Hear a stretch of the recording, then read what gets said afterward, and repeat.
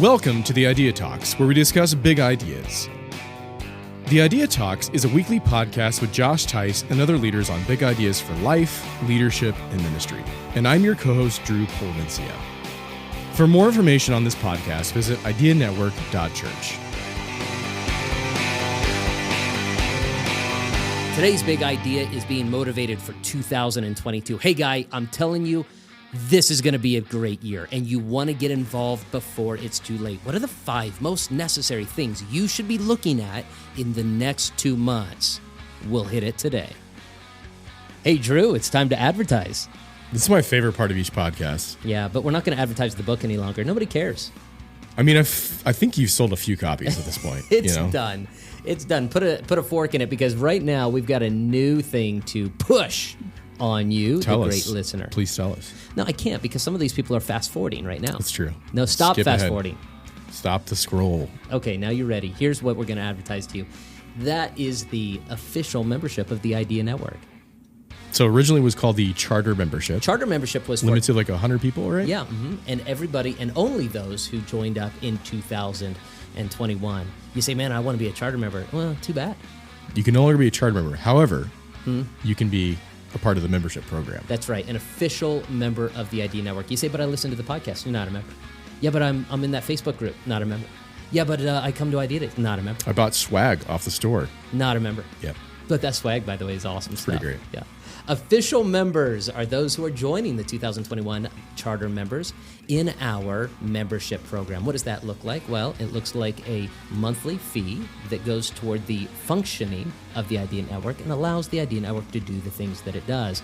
With that membership, this is what you're purchasing. You're purchasing a weekly virtual roundtable with myself and other ministry leaders for the purpose of creating an environment to share collaborative ideas between Idea Nights, Idea Days, and Idea Summits. These virtual roundtables have been a refreshing time for so many of us. But not only that, you receive a swag box with all of the greatest merchandise Idea Network has to offer, and the ability to get involved in member-exclusive events. What are these member-exclusive events? Well, like coming up here in January. Yeah, so think of like if you go to like a big event and there's like this special meetup that nobody knows about, except for like a elite group of people. These are the elites. That's it. It's a lot of fun. Yeah. For example, this January we're going to be going to San Antonio and doing a members-exclusive Idea Day, and it's a lot of fun. Where we're going to stay, very nice place right there on the river. What are we going to do and what are we going to eat? Really nice event. In fact, we're pretty excited, Jeremy, Kylie, and I, because it's one of the nicest events we've ever put on.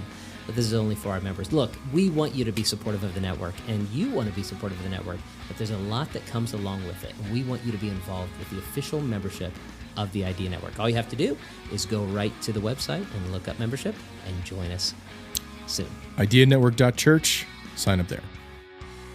Welcome to this edition of the Idea Talks, episode 112. 112. In the middle of October, it's crisp and cold in some locations, and here in Las Vegas, it's still 90 degrees. It's true. That's okay. We're going to talk to you today about the topic of how to stay motivated for 2022. Some of you guys are still processing 2020. Yeah. And 2022 is like days away. I'm telling you, 2022 is the next opportunity. Yeah. We are getting through what we've got through, and now it's time to prep like never before. I was recently having a conversation with a great guy, good pastor in Indiana, and as I was having this conversation, he said, I'm just a little, I don't know, concerned about in the current climate moving forward on some things, and we talked about it. And it was clear that God was calling him to move forward on some of these things. But we look into 2022, and because of the uncertainty of 2020, because of the long time to get back to growth as normal in 2021, not for all of us, you might be the exception, but for the church as a whole, there's this sense of, I'm not sure if now is the time to strike. And man, I believe right now is the time to strike like never before. So now what we want to talk about is to get motivated for 2022. In 2021 to get ready for 2022. Yeah, the first is very clear. Number one, and we're being as practical as we possibly can with this episode. All about ideas. If you are a ministry leader of any kind, if you're a leader of any kind, you should take, number one, focused time in prayer and study. Do not let October slip away without you having sat down first and spent a focused time in prayer and study. I'm not talking about your 30-minute time with the Lord, the 10 minutes on prayer and 10 minutes in reading. And I'm talking about getting away for a day. I'm talking about blocking off a day and a half, 2 days. I do this every single year. It's one of the greatest moments of my life. I used to hate getting away by myself, Drew, because you know me. I like to be with people. Energized with people, yeah. Energized by people. The exact opposite of where you are, right? You're energized by alone time. I agree. Right? Yeah. Introvert, extrovert. So I hated it. I would go away. I'm like, okay, I got to spend time alone and study. It's become one of my favorite things in the world. 3 days, go away, and just spend time in prayer and study about the coming year. Look, if you're a pastor, if you're a youth pastor, maybe that might look different. If you're an evangelist, a missionary, have you prepared for the next year by specifically going away, spending a little time, like the Bible says of Jesus, that he went into a far place by himself alone to pray, and just lift up your voice and hold a Bible and just walk with Jesus for a few hours, perhaps a day, perhaps a few days. Man, if you could do that, what benefit there would be for you. Do this recently with just each other. And as she would say, you need to come apart before you come apart. I love that. Yeah. And simple, it's true. But I think it's really important. I think those times, those mountaintop experiences, or just the time away, silently listening to God, reading the Bible, can really have so much perspective and context for the rest of your year in front of you. Yeah. Those are the times I love. I have a specific place in a mountain very close to here. It's about 20 minutes away that I love to drive and just clear my head. And I think that's when I get the closest to God. So walk me through that. So you drive to a place at a mountain, you get out, you walk around. What do you do? Yep. So I have like my own camping chair. I bring a cooler of drinks, non-alcoholic. I'm a sparkling water guy. I bring my iPad, bring my Bible, and that's it. So I either read a book or dive into a section of Scripture. You can pray up there, you can scream up there, you can sing up there. Awesome. And that's my time. Alone with God. Yeah.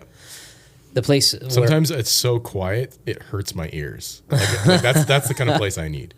So I love it a lot. So I'm the guy. I do rejuvenate by sitting in a Starbucks with 50 people walking back and forth. I don't mind that. That's where I'm at. But this place where I go annually is called Ironwood. It's a Christian camp in Southern Cal. And by the way, they have a shepherd's retreat. And I believe, I could be wrong, don't quote me, but I believe the first time you go, it's free or highly discounted. But all you have to do, if you're a minister, a pastor, contact them and say, hey, what about your shepherd's retreat? I believe it's called I forget the name of it, but say you're a pastor and you need to get away. And it's a beautiful place that overlooks the desert.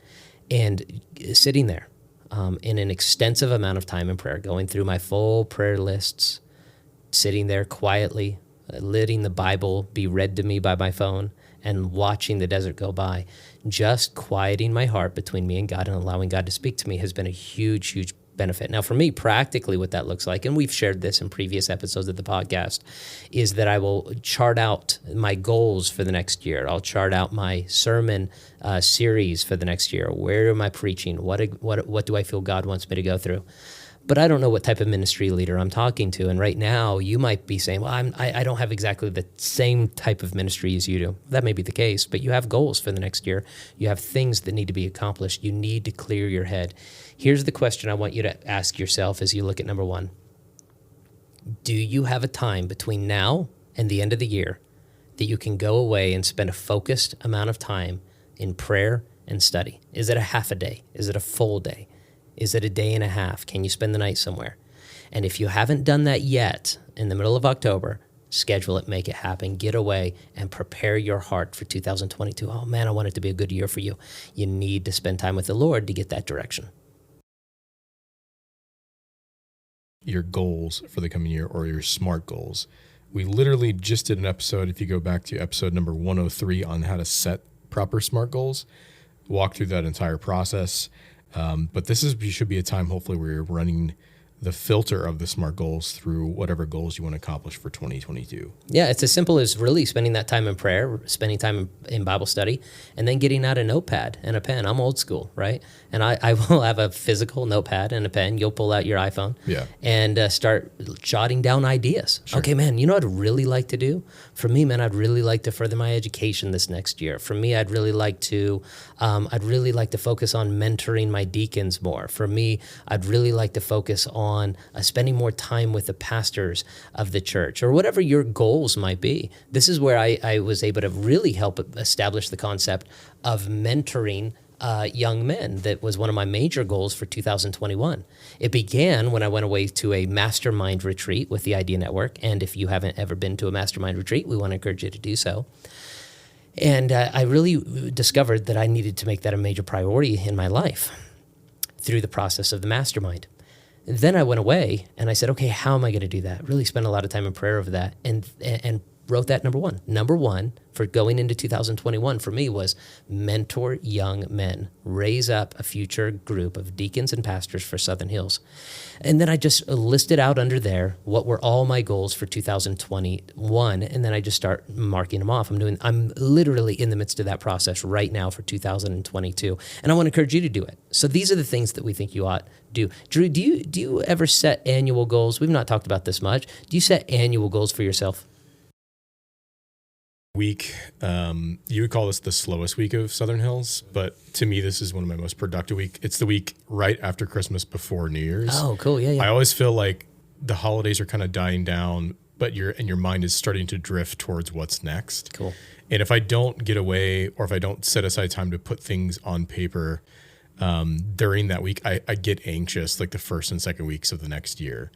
So I try to do that. I think it gives good perspective on different things.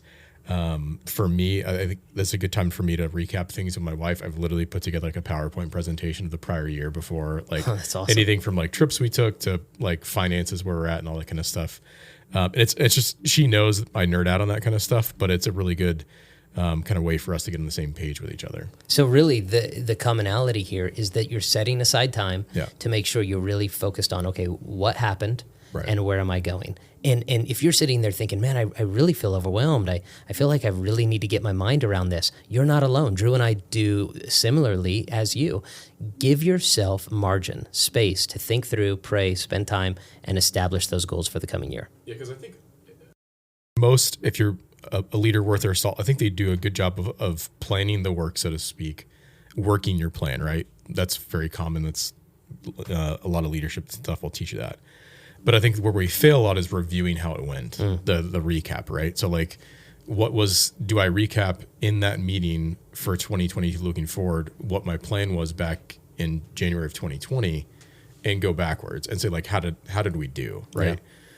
So I think that's the most important, is kind of recap the things that have happened and planning and adjusting forward. So the way I've done that exactly is go through my previous year's goals. Right. And I spend time in prayer over those, and I say, okay, these were great. These 3 out of 10 did not get accomplished. Then it becomes a matter of prayer. Am I moving those into the next stage, or am I cutting them? Are they not necessary? And so it gives the mind, I don't know what it is. It gives the mind, the heart, the emotions, a place to say, okay, I know where I've been and I know where I'm going. And that sense of I have far too much to accomplish, there's no way for me to get through all of this, begins to go away when you give yourself margin to process in this way. And this is something you helped me too with. I think when we recorded the SMART Goals episode, most people, again, in our ministry context might know this better than I did, but as opposed to just applying the SMART goal filter to your goals, trying to filter your prayers that way. And I think that helped me become very specific and asking God for some very specific things in an exact way, going forward. So I think that really helped me kind of have not just change, like I said, my goals, but my prayer life as well. So. That's interesting. We've never done a podcast about this. I gave it at a men's retreat years ago for our church, but walking through a prayer list, and maybe my specific prayer list, not that mine is any better than anybody's, but once I've shared that with the men of our church, it might be something that you say, how do you structure your prayer list? And I simply received mine that I've grown up with from my father, who received it from his mentor, Sumner Wimp.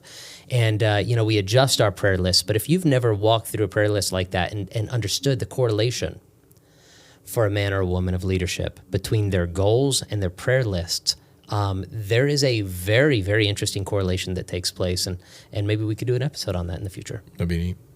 Step number 3, 5 things you've got to be doing right now in preparation for 2022. Number 3, create your annual calendar. Why do we put this at number 3? Well, because you've spent time in prayer, you've spent time in study, and now you've already established what you want to accomplish. So now you have to ask yourself when. When is this going to get done? Yeah. At what point do I want to accomplish that goal? So you say, man, one of my goals is we haven't taken a family vacation in 3 years. That's a primary goal. When? Put it in the calendar. Put the big rocks in first before all of the other stuff messes it up. Whatever your major goals are, create your annual calendar. Yeah, I think about if you've envisioned probably a very long list of goals, right? This is where you're placing them onto the calendar. It's like, okay, this is the time frame that it's going to get done by. If you have 20, 25 things, I think there's a common practice when you're trying to be productive and all that kind of stuff. It's like where you're just listing stuff, right? Like, so you're literally listing everything that's inside your brain to get it out of your brain into an inbox, so to speak, right? Mm-hmm. So at the end of that session, you might have like 30 or 40 things in the list, but the calendar, this number 3, okay, this is where goal number 5 gets done by. Yep. This is where goal number 6, gets slotted. So I think having time frames to this and putting a date to a goal is really helpful. When I walk through this with some of the guys I mentor, I talk about spiritual goals. I talk about physical goals. I talk about relational goals, right? So I have physical goals, okay? I want to exercise X amount of times per week. I want to weigh such and such by this point. And then you've got relational goals. I want to have a family day every day. I want to say goodnight to my children eyeball to eyeball every single night, which gets more difficult the older they get. Yeah. These are relational goals. I want to have a date night once every 2 weeks. So if those are goals to you, when in the calendar are you placing them? Yeah. So that whenever your boss, or if you're your own boss, the schedule or the customer or the church member begins to demand, you say, I already have that filled. I have that filled with my priorities, my goals. My goal is to, therefore I cannot. Incredibly helpful. So here are the things you must be doing. Number 1, focus time in prayer and study. You got to set that for yourself. Give yourself that margin. Establish your goals. Number 3, create an annual calendar. Start putting the big things in. This is where the missions conference is going to go. This is where the men's retreat is going to go. This is whenever my family vacation is going to go. And then from the annual calendar, work down to your monthly calendars. And from your monthly calendars, turn it into your 168-hour schedule, your weekly schedule per quarter. Which leads us to number 4. What's number 4? Establish your annual budget. How are you going to pay for all those goals? Yeah, if you're going to do that, you've got several budgets that you have to start working through. Right. If you're a ministry leader, you need to establish your ministry budget. Now, you might be saying, good thing I'm not the pastor. It doesn't mean you don't have a ministry budget. Yeah. If you're the children's director of a ministry, if you're the nursery director of a ministry, if you're in charge of the small groups, or if you're the associate pastor, you have multiple budgets that you're responsible for. Before you get to a place where you're like, I don't have money for this, and it's March, the question is, back in November, did you have a budget planned? Did you prep your budget? Did you turn that into your executive pastor? If you're a smaller church context where it's just you and your pastor, or maybe you're the pastor and you've got one associate, what does your budget look like? Have you divided out your budget quarterly? Have you divided out your budget monthly? And it's not just your ministerial budget, then it's your personal budget. If you want to accomplish those personal goals, how much is it going to cost you for your gym membership, your diet, whatever it might be? Now look, I heard it recently said, by somebody who said, well, I don't like budgets. I don't want to budget my time. I don't want to budget my money. And I don't know if you've heard this. I thought it was a clever quote. And that is, a budget weighs you down in the same way the wings of a bird weigh him down. The budget doesn't weigh you down. Yeah. If you budget your finances and your time correctly, that's what makes you soar into the future. But it feels at first cumbersome. Yeah. It feels like, man, what a pain this is. But it's not. Budget. I know what it's like to be a pastor of 150 people. I know what it's like to pastor a church, and you're like, I do not want to think about the budget. That can handle itself. Yeah. Do not abdicate your responsibility to walk through the budget. Do not just give it over to a deacon or a pastor and say, hey, take care of this. Make sure you're involved. Make sure your priorities and your goals are inside of your budget. What would you say to this, Drew? I think it shows that you have a good level of stewardship of the ministry that God's given you. I'll pair that with a quote. I remember this one line when we took Financial Peace University with Dave Ramsey. He goes, "It's amazing to me how many Americans always getting credit card debt over Christmas. It's almost like you would think it's a different time of year every year." And his point was Christmas comes the exact same time, literally every year. If we were just to have a small foresight and say like, hey, in 2 months this is happening, in a month this is happening, we wouldn't rack up these crazy credit card debts because we planned for it to happen. Yes, so and true. It's the same thing, I think, when you're talking about an entire ministry or business budget for the year, like things shouldn't creep up on you if you know you have certain events coming up. Like probably Easter is going to cost a little bit at your church. Right. You're probably going to have some expenses that day. You're going to get to Easter or you're going to get to August and look at September and be like, oh man, these are two big growth opportunities. What can we spend? Yeah. And if you're like, man, we need to spend 15 grand. Well, you know, those things come every year. Right. So start saving $1,000 a month, $1,500 a month, so that when you get to Easter, you can blow it up, baby. Right. But start budgeting now. It's not your deacons who are holding you back because they won't fund it. It's not your church members because they didn't give enough for a special project that you thought of 3 weeks ago. I know I'm kind of being harsh here. But it's the fact that we haven't planned properly. And the reason I'm so frustrated with that is because I lived there for so many years. Did I ever tell you did Gary Graves ever tell you the story of the $1,000 balloon? No. Okay. First year of the church. First year, maybe second. And I'm like, we need more advertising at the church. We got to get more people here. And I noticed all of these home housing complexes would advertise through signage. Sure. And we had a few signs up. I'd put in all these 2x2 signs all over the community. We still do that. Yeah. And I thought, man, I went by one housing complex and they had bought a giant red balloon. I don't mean like a Winnie the Pooh balloon. It was gigantic. I'm looking at it, I'm like, it's got to be 20 feet in diameter. Yeah. And I looked it up online. Sure enough, I could buy my own for $1,000. $1,000 made out of canvas, very thick, so that you fill it with helium. It goes up, and there's a light inside. So I'm like, well, this is it. This is your marketing idea. I'm not sure if I had a church credit card or my own credit card and had them reimburse me. But without talking to anybody, I'm the pastor. Nobody tells me what to do. I bought a $1,000 balloon and 2 helium tanks to fill this thing. Had it ordered, delivered to the church. My finance guy, Gary Graves at the time, looked at that and said, Pastor, what's this expense for $1,100, $1,050? I said, oh, it's our balloon. He said we spent $1,000 on a balloon. And I got really defensive because, you know, an insecure 26-year-old pastor wants to make sure everybody follows his divine plan. And we had no small dust up over that.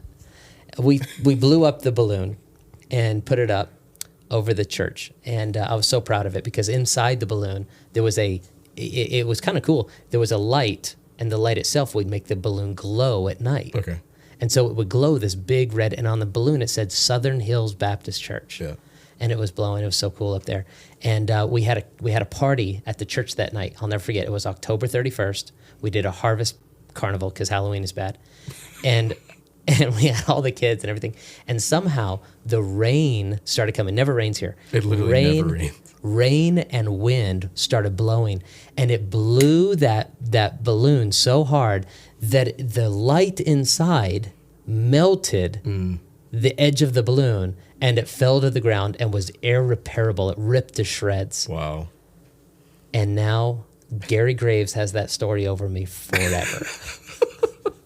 He brings it up to this day. He's sweet. He doesn't bring it up too often. I'm sure. Right. He's very graceful. I mean, we have ideas, but that was never planned for. Yeah. I never said, here's our marketing budget. Here's our advertising budget. Yeah. And don't let the devil lie to you. Oh, you can't have a budget right now. You're only a year old. You're 2 years old. No, you can. You can establish that budget. And you may not be the numbers guy, but it needs to ultimately be your responsibility. Don't abdicate that responsibility. Hey, that bleeds into our last point. Which is? Inform your people.